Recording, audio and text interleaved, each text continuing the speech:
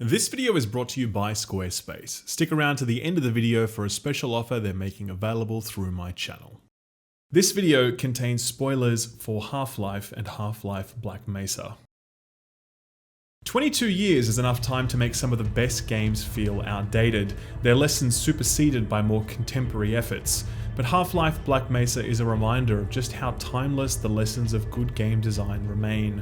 The extraordinary work of the Crowbar Collective to breathe new life into Half-Life would have amounted to little if the source material wasn't so resilient. Played today, vastly improved and expanded in some sections, while painstakingly faithful to the original in others, Black Mesa feels positively unique, contemporary, and pertinent. They don't make games like this anymore, and having played Black Mesa, you can't help but feel that they really should be. Good morning, and welcome to the Black Mesa Transit System. This automated train is... Half-Life's opening sequence is perhaps the most iconic opening in all of gaming, a 10-minute train ride where the player has no agency, except in their ability to move about the carriage and choose what they look at as the world scrolls past them. From here, you can spend upwards of 20 minutes walking, talking, and exploring the lab before the incident, and in Black Mesa, it's another 10 after that before you receive the now legendary crowbar, and another 10 after that before you receive your first handgun. All told, it's some 45 minutes of introductory setup before the full game rhythm is established and Gordon is fully loosed on the Black Mesa research facility. In retrospect, the courage of this slow build cannot be overstated. Shooters in the late 1990s relentlessly competed for the title of Best Doom or Quake clone, racing to see how quickly they could push players into indiscriminate slaying. Half-Life's approach was the opposite: demand the player's patience for an inordinate length of time and hope they consider the payoff worth it. One of the things that makes Black Mesa feel so pertinent is that this decision still feels courageous 22 years later. You'll struggle to name an action game released any time in the last 2 decades that takes this long to fully open up. Deus Ex Mankind Divided takes 6 minutes to get a weapon into your hand from the moment the Eidos logo appears. Bioshock grants you the Electro Bolt in the first 10 minutes. Metro 2033 immediately thrusts you into a mission fully armed. Some of the most celebrated, pensive action games of the modern era didn't have half the nerve that Half-Life did. Foreshadowing is a key tool in the Half-Life toolbox. The chatter amongst the scientists seems dripping with it. They're waiting for you, Gordon. In the test chamber. The brief flash of Zen during the incident hints at our future destination. The sight of enemies encased in glass shows us what we'll soon be fighting. Rumors of the military's arrival are giveaways that they probably aren't there to help people evacuate safely. Half-Life delicately plants seeds in the player's mind that always later germinate into playable experiences. There's little fat to be trimmed. Everything you see, hear, or interact with exists to alert you to what's coming next, or to immerse you in the here and now. Immersion is one of the pillars of Half-Life's legacy. We take for granted now the idea that first-person experiences should aim to build convincing worlds and decorate them with sights and sounds that sell the experience. In 1998, this was not the established norm. Games arced wider and wider out from reality in search of fantastical settings. Realism was not only undesirable, it was actively avoided. A game set almost entirely in a single, contiguous scientific research facility where the only other characters you meet are lab coat-wearing scientists and uniform-wearing rent-a-cops would have been a tough pitch to a publisher prior to 1998. Shut up. It's not just the setting though, it's the minimalism. The environments of the Black Mesa research facility are exactly what you'd expect them to be and nothing more. They are long stretches of corridors and ventilation systems. They're office spaces, they're warehouse and mechanic workshops and sewers. They aren't innovative spins on these spaces either. They're pretty faithful recreations for better or worse. For better, the Black Mesa Research Facility is an enduring landmark in gaming because of its immersive quality. With little to distract from the authenticity of space, there's little to shatter the sense of immersion that's constantly built upon from the moment that train starts rolling into the station. Each section of the facility seems to flow unassumingly into the next, with little pomp or ceremony. Even today, almost no games choose realistic settings for cinematic, story-driven first-person shooters. 20 years later, the Black Mesa Research Facility feels as unique and relevant as it did back then. This commitment to authenticity did come with a downside, and that was some repetitiveness in objective design. Almost all the environments in Half-Life are like an unplugged power cable waiting for you to plug them back in. The setup becomes familiar. A scientist or security guard tells you the power's down and you need to get it back on to progress. There are typically 2 or 3 areas that you need to clear to make this happen, so off you go, killing soldiers and aliens before returning to the starting point and flipping the switch. The adornments might change from area to area, but the objective stays the same. Get the power back on, Gordon. If you can get the power on, that train down there will take us to the surface. While this can become repetitive, it's never unclear because of Half-Life's linearity, a quality that makes Black Mesa feel like a palate cleanser when played today. Modern games are loath to be linear. Just as they aim to get the action rolling fast or serve up spectacular spaces, they similarly seek to give the player as much freedom as possible in level and objective design. Open world became the default design philosophy for video games this generation, with linear franchises like Ghost Recon, God of War, and Metro making the jump to open world. With these new design philosophies comes overhead.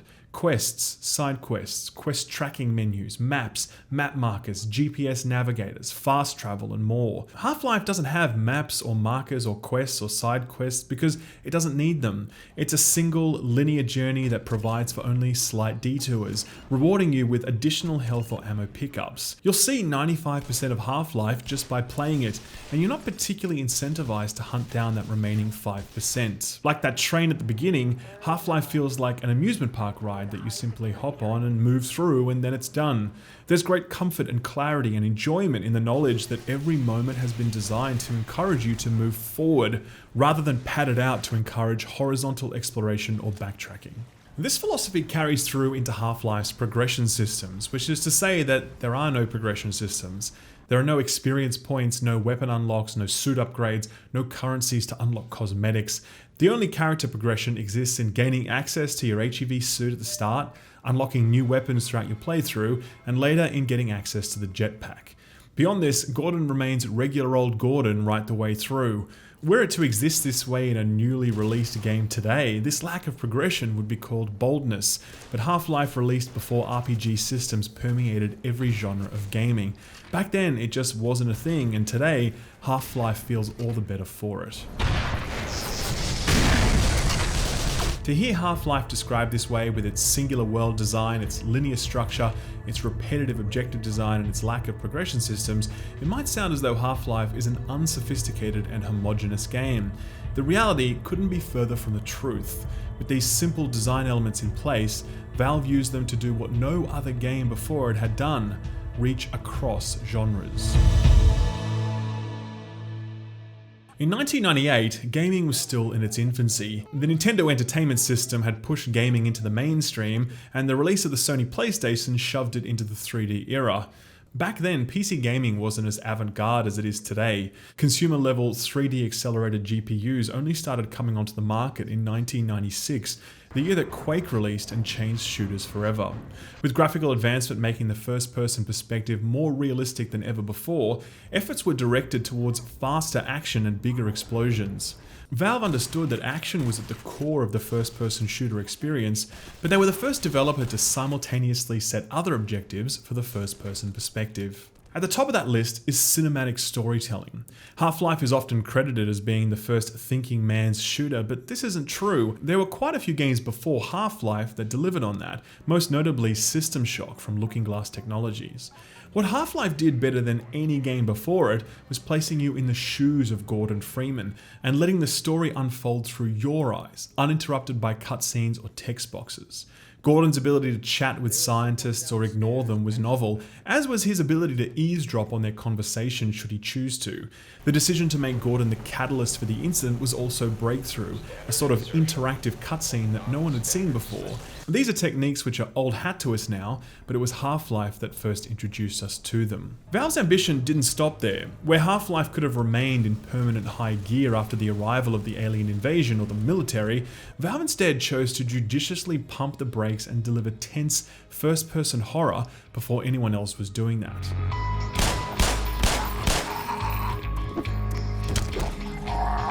The Headcrab Zombies were directly inspired by Ridley Scott's Alien, and their shambling demeanor was inspired by Resident Evil. The opening levels, including anomalous materials, unforeseen consequences, and We've Got Hostiles, all lean on quiet suspense far more than they do all-out action. The monster at the center of the blast pit mirrors the asymmetrical power of the alien aboard the Sevastopol, albeit a stationary version.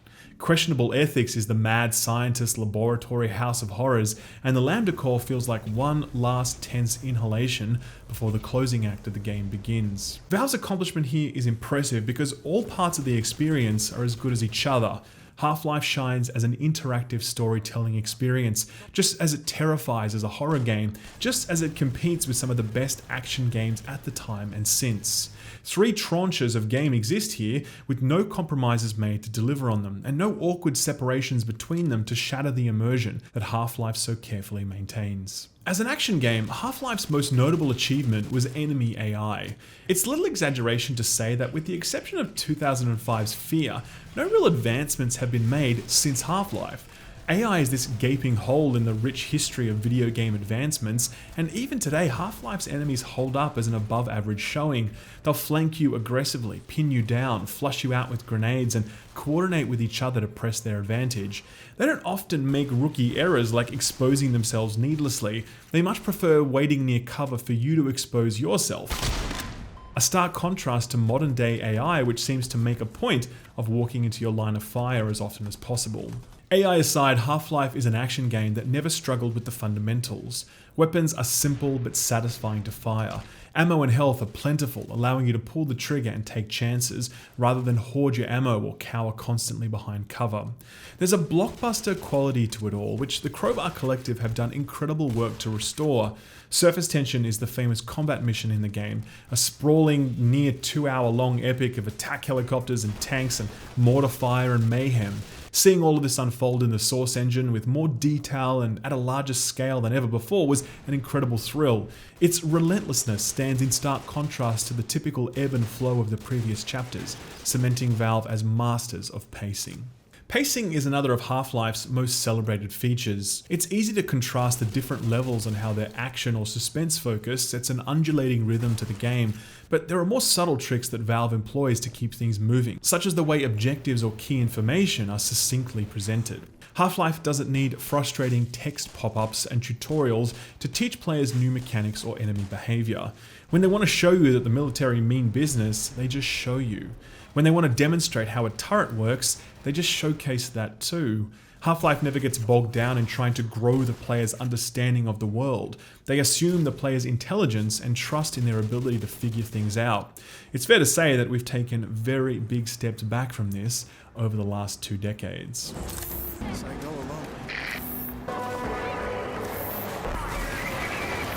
One often overlooked point is the mythology of the Freeman and how carefully it's constructed during your playthrough.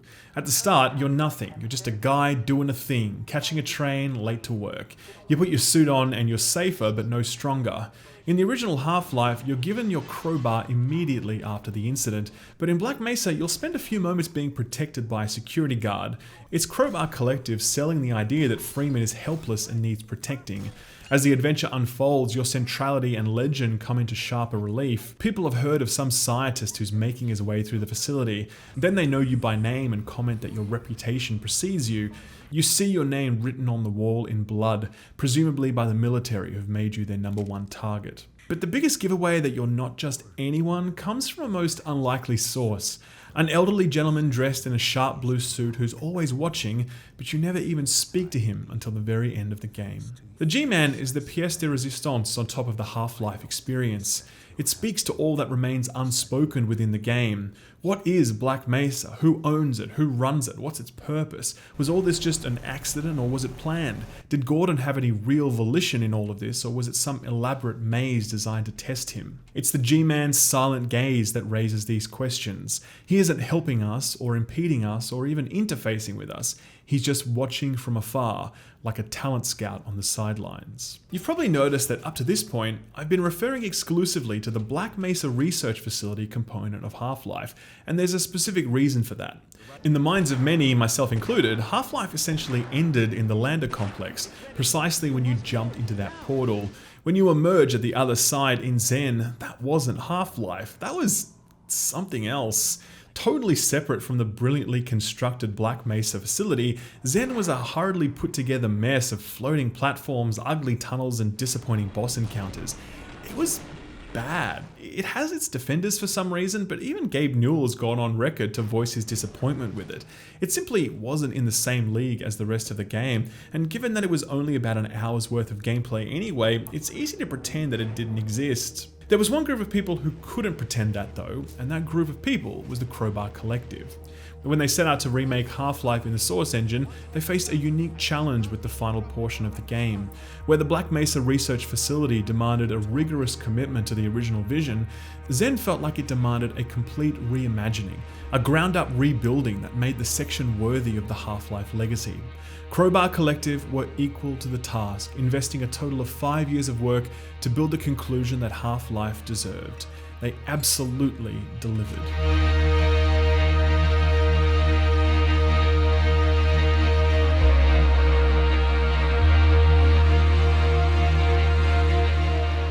Besides Zen's stunning vistas and environment design, the biggest achievement of the Crowbar Collective is the feeling of cohesion that this redesigned Zen brings to Half-Life. The original felt separate, disconnected, crudely bolted on. Here, the opening act goes to great lengths to showcase the explorers that came before you.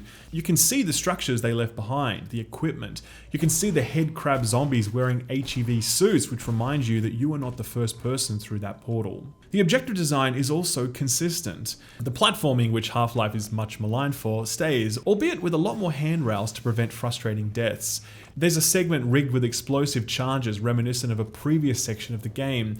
Structurally, areas will often send you to 2 or 3 different spaces to activate switches in a style quite consistent with the whole Gordon, get the power back on thing. It would have been possible for Crowbar Collective to really go to town here, developing a style of gameplay radically different from the rest of the game, perhaps even a better, more contemporary model of objective design, but doing so wouldn't have felt as authentically Half-Life. Crowbar Collective showed both wisdom and restraint in letting Valve's design work guide their own. That's not to say that there aren't new ideas on offer here, because there certainly are.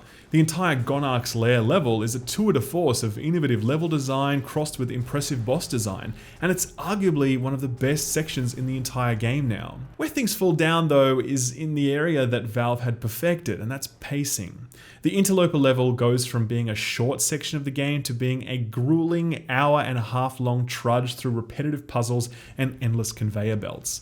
Had this section been half as long, it probably still would have been too long. With the inclusion of Zen in the complete Black Mesa package, there's a discussion to be had about how much this new chapter changes the composition of Half-Life as we understand it today. Where before Zen could be excised and ignored, the way that modern audiences will experience Half-Life will be shaped in large part by their reaction to Zen, now an integral part of the overall experience. The good news is that Zen is largely fantastic, and I would say that anyone who has not yet experienced it should. The 3 to 4 hours that you spend there are alone worth the ticket price. At the same time, Half-Life will now forever be a game of 2 parts. The genius of the Black Mesa research facility as brought to us by Valve, and the brilliance of Zen brought to us by the Crowbar Collective. That a group of modders working in their spare time for some 15 years could accomplish something on Valve's level is a testament to their hard work, their dedication, and their talent. I wasn't planning on reviewing Black Mesa, but Gabe Newell recently did a fascinating interview with IGN about Half-Life Alyx and the legacy of Half-Life in general. In it, he said something that really struck me. He said, Half-Life games are supposed to solve interesting problems. It struck me because I kind of instinctively knew that, but I never really thought of it that way. I'd always see all these people clamor for Half-Life 3, and I'd think to myself, no, Half-Life 3 doesn't need to exist yet. There's not enough reason for Half-Life 3 to exist. I actually thought that exact thought, but I'd never really linked it to the need for Half-Life to answer questions or solve problems. Gabe did that for me in his response. I got thinking about the kinds of problems that each Half-Life game has solved, which proved to be the perfect catalyst for a playthrough of Black Mesa, which in turn gave me an excuse to review it, so thanks Gabe. With regards to the legacy of Half-Life, no one video could ever tell that story, but Danny O'Dwyer of NoClip did a sterling job in covering as much as is humanly possible. I recommend watching it if you haven't. For me, I'm still fixated on that question. What problems did Half-Life solve? And I want to offer my thoughts on the matter here in summary of this video. I think the central thesis of Half-Life is, what if a video game felt real? The first-person perspective wasn't at all new. Its history can be traced back to wireframe experiences in the 70s. What was new in 1998 was the ability to render 3D graphics on home PCs and through polygons achieve a level of realism that sprites were unable to deliver. Half-Life was the first game to take this first-person perspective, combine it with the technological possibilities of 3D, and direct that combination to the creation of something other than gory shooting. You can see this thesis echoing throughout every single part of Half-Life. The unassuming everyman character, the innocuous chatter of the scientists, the interactivity of the world and its physical objects, the simplicity of the crowbar, the realism of the setting, the intelligence of the military troops. It's all so grounded, so immersive, and so real that not even an alien invasion and a trip to another dimension can shatter the willful suspension of disbelief. In answering the question, what if a video game felt real, Valve had to break tremendous amounts of new ground. Its graphic engine had to handle physics better than anything that had come before it. They had to figure out an entirely new approach to first-person storytelling, level design, enemy AI, and probably hundreds and thousands of things that you and I didn't even notice back then or even today. We can look at Tetris, Mario, Doom, Mortal Kombat, Ocarina of Time, and dozens of other groundbreaking games, and their impact immediately jumps out at us. It's clear why Metal Gear Solid was the phenomenon that it was. Half-Life is certainly one of the most influential games ever made, but unpacking the subtlety of its genius is hard when viewing the source material. That's what makes Black Mesa so important. It takes the original, faithfully recreates its best parts, fixes its worst, and most importantly, makes us feel like we're experiencing Half-Life for the very first time. With a game as etched into memory as this one, that's a tremendous achievement and the best possible compliment I can offer to the Crowbar Collective.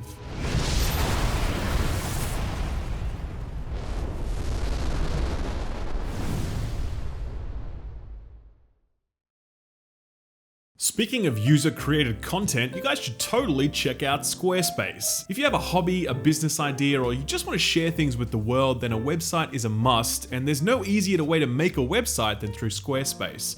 Squarespace offers tools so easy to use that in just minutes, you can create a professional looking website. Log in, select one of their custom design templates, configure it to your taste, host it with Squarespace, and boom, you are up and running in no time. To get started, visit squarespace.com, and when you're ready to get serious, visit squarespace.com/skillup for a 10% discount on your first purchase of a website or a domain name. Thanks Squarespace for sponsoring this video, and thank you for watching it. Thanks for watching my video. If you liked it, give it a thumbs up. If you didn't, give it a thumbs down so I know to do better for next time. If you enjoyed yourself, consider subscribing, and if you really enjoyed yourself, maybe consider hitting that notification bell so you never miss a video. You can see my patrons here on the left. They're awesome. They're amazing. If you want to join them, check out my Patreon page. Thank you again. I'll see you next time. Bye-bye.